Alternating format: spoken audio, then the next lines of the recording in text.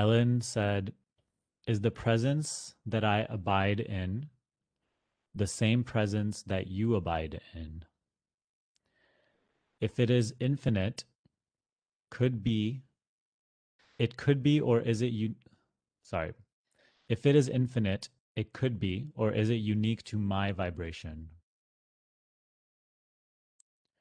So is the presence that I abide in the same presence you abide in?"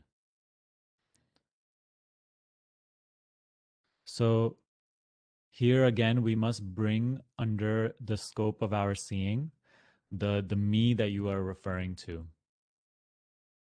Who is the me and the you that is abiding an in something else called presence? See that this question presupposes that me, Sunny, which consists of just this body and the bundle of thoughts and the thoughts which contain my story, my desires, my fears, my ideas, my mental identity. And this question presupposes is that has a presence, that this bundle of stuff, of content, has a presence. You see? And then from this point of view, that is what we see, that the other body with personality and thoughts, that also has a different presence. So the question here arises, us two, are we having different presences, or is it the same presence? Okay. So that is why first and foremost we must bring under the scope of our seeing the me that we are always in our questions describing. And every single time you see that, like every time we run into a confusion, the I that we are suffering on behalf of, the I that we are defining ourselves to be in these sorts of doubts, in these sorts of concerns, is just the mental self, is just the idea of who we believe ourselves to be, is the body. There in the direct teachings, we always come across even the pointer that all your problems are also just your body's problems. So So let's actually try to see here and now if the presence that you feel, that you that you so obviously experience, see if the presence has any personal quality to it.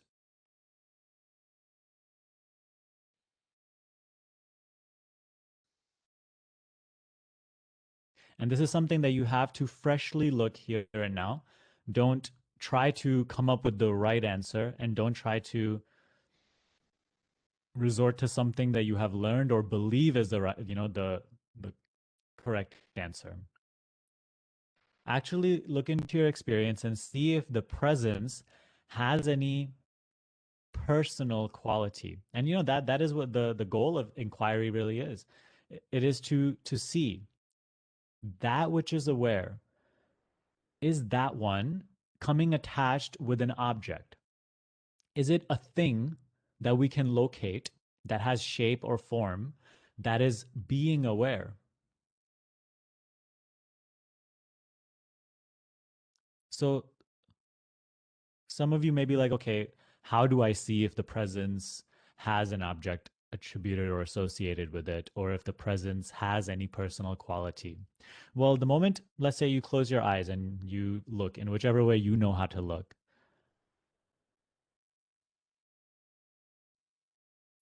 all you see is, well, you may just instantly start seeing thoughts talking about if presence has a personal quality to it.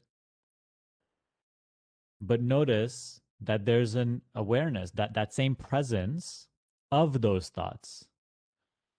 So is the presence those thoughts?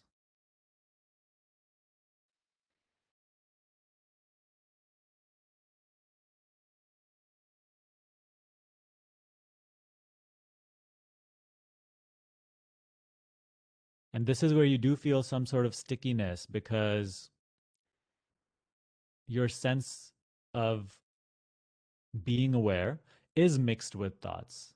So when thoughts are coming up and saying whatever they're saying, there is a sense of actually this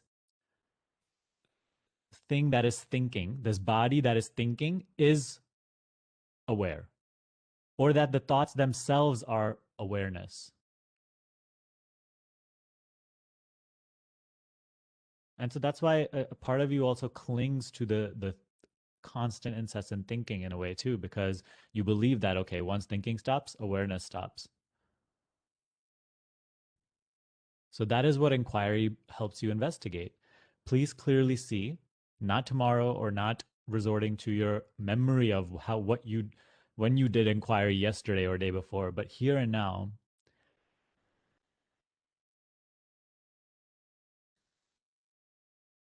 is the presence the thoughts that are arising. And in a simple way, see that the thoughts arise and they go, and they're replaced by new thoughts that arise and then also go. And this dance has been going on always. In front of whom are they dancing? In front of whom are they arising? When they go, does it feel like you are no longer present? Does it feel like presence is no longer there?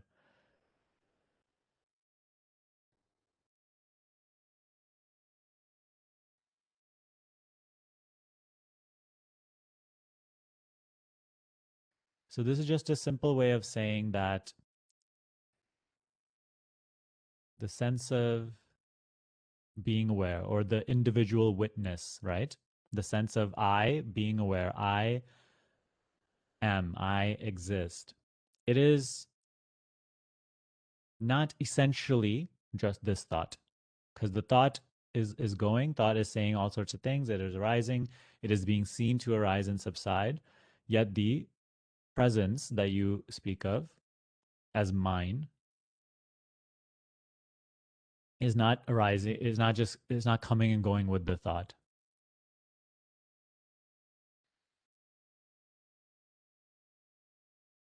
And so do the same thing with your feelings as well. Any sensation that is being felt, any feeling that is being felt, any sound that is being heard, any image that is being seen, any taste, like all sensory experience, all imagination,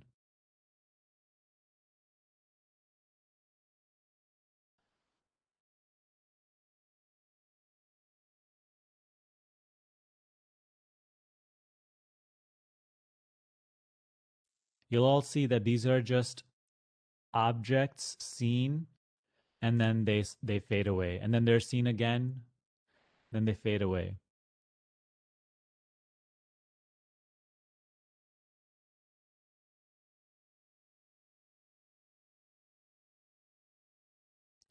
And so this is not something we need to accept or believe in, but we must come to see through repetition, through again and again, genuinely looking that, okay, is this presence attached to an object? You know, is it, is there an, is there a thing that is aware?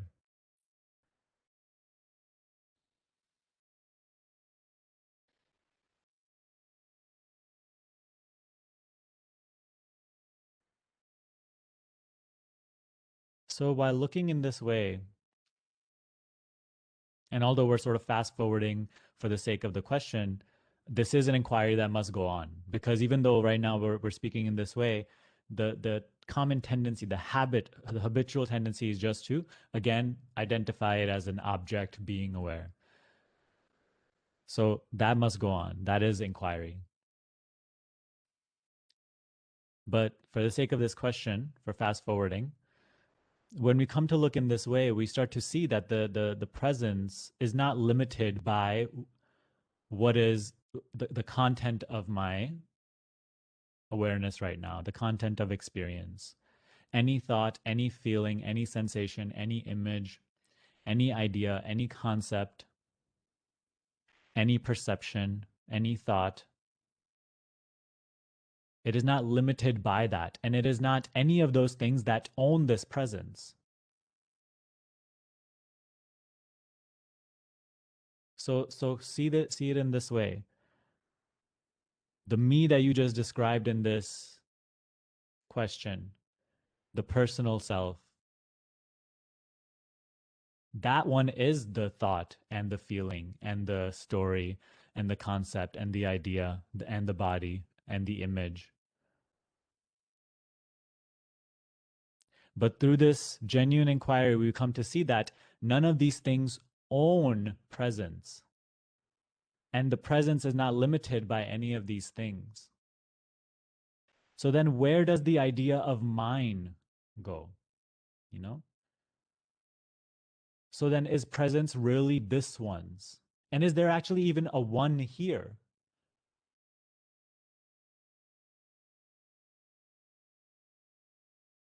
So as I said earlier, it'll be a subtle pointing today, right?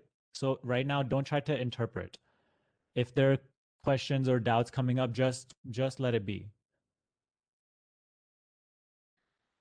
Just listen. And you could ask later if you need to, but right now, see that if this one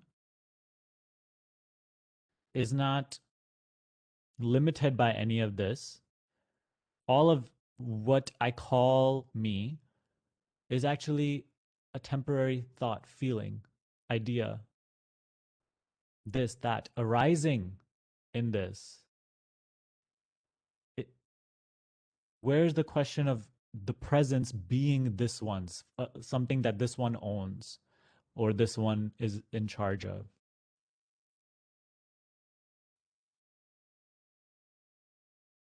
So this is almost like deconstructing the personal self and seeing that there is no actual self there. That the only self that you even sense right now is that very presence.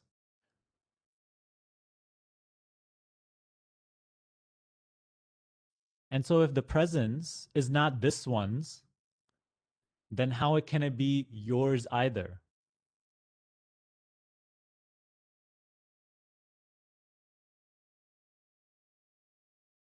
So the question of mine and yours goes entirely.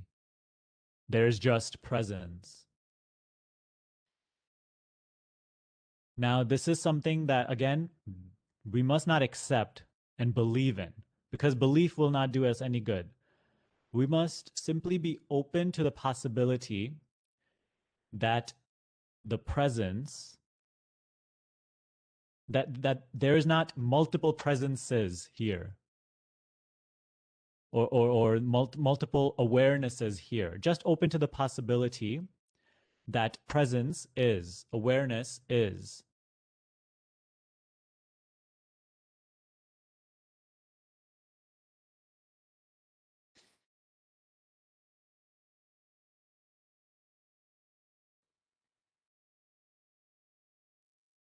And the inquiry is the unmixing of the presence from the content of presence, which we have come to believe owns presence. And then the question of mine and yours arises.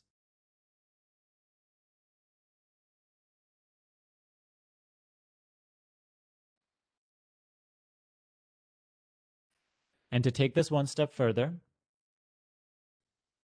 and subtler, because when questions, sort of deeper questions like this arise, then it is required to take our inquiry also a little subtler. See that presence and objective experience arise simultaneously together.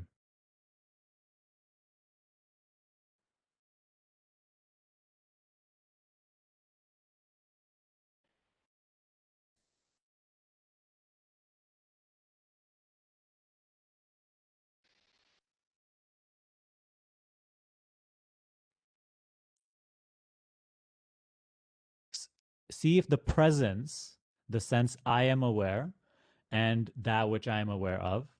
See if this is continuous or this also arises and subsides. So the presence, the sense I am aware, is this one. Although in objective experience, this is the only constant, right? In objective experience, this is the only thing that does not change.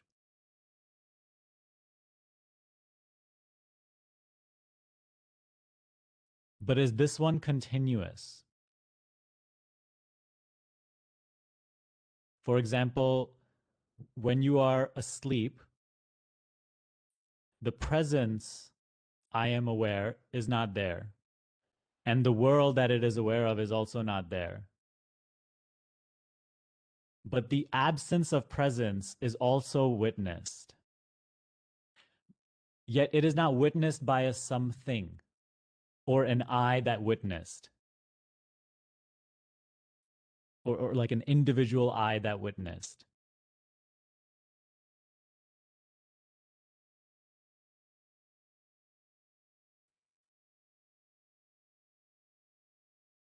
So in sleep, when there's no objective experience, nothing to remember, no I to remember it, just an absence of objective experience. See how there's also an absence of presence of awareness. Yet there is an awareness of the absence of the presence, I am aware, and that which it is aware of.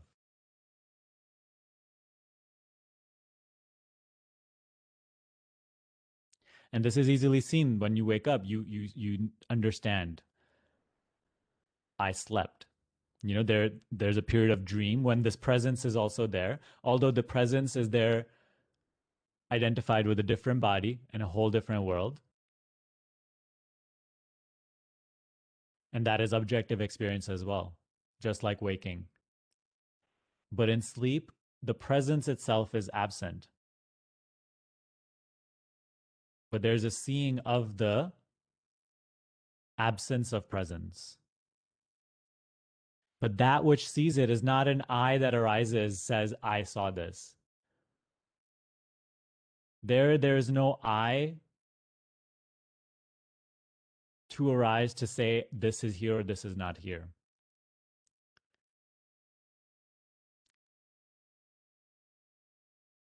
So this is also what the new inquiry lectures that I'll be working on will consist of, to take it a little subtler.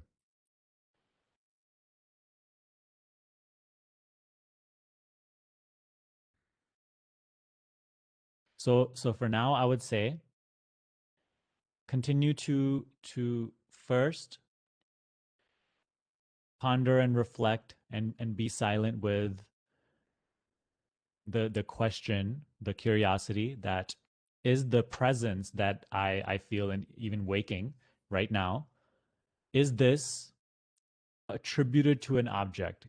Can we find any objective quality that we can create a distinction with? Because like, how do we make sure that something exists, or something, let's use a different word, that something is different from another? Like, we feel that I am different from you is because we have a different form, different shape, different objective qualities. But now when you talk about presence, or even when you say my presence and your presence, see if you can find like a quality to presence, a shape, a form. Where will you say that my presence ends and your presence begins? Where's the boundary? Where's the line? So these sorts of things, all objective qualities, like, we fail to find. So this, first and foremost, we must see, and that is the inquiry itself. This is a more intellectual route, whereas usually the pointer is, okay, just be silent. So you'll see sometimes when these things become too intellectually complicated, just be quiet. That'll also take you to the same thing. You'll see that the combination of both is what is the perfect mix. That's what the calls are there for too. When we come and discuss this stuff. But so this is the inquiry, sort of intellectually, and then the other part of it is when you actually ponder these things. Notice that you come to the edge of the mind's limits. The point is not to just think about these things more and more, but see that when you even raise questions like this and when we discuss it, it just brings us to the edge of the mind's limits, and until it does fall silent.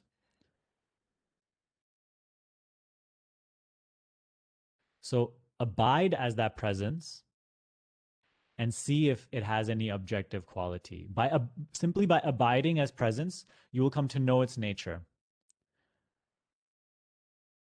And then also the sense of being a something that is abiding in presence also starts to fade away. Because we're seeing, right, that which I'm defining myself to be all the time, there's no self here. The self that I feel in all of these things is that very presence that is not limited by these things. Yet right now, it just feels like it is so mixed and meshed. And that is what inquiry, silence, lack of objective focus, meditation, whatever, is what sort of unmixes. Because these things have now started to trouble you. Because you deeply identify with what is limited, these things create great suffering.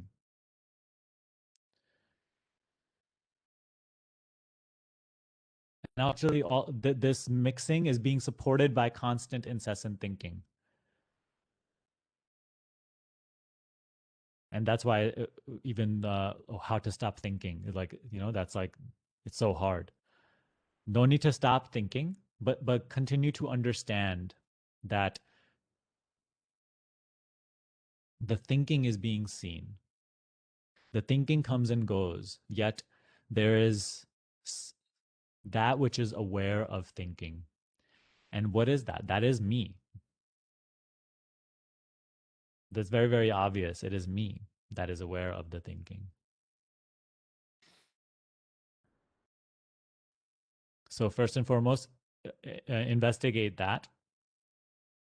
And then when you do take a step further, a step subtler, see if the presence itself is continuous. We know it is changeless in objective experience, but see if it is continuous.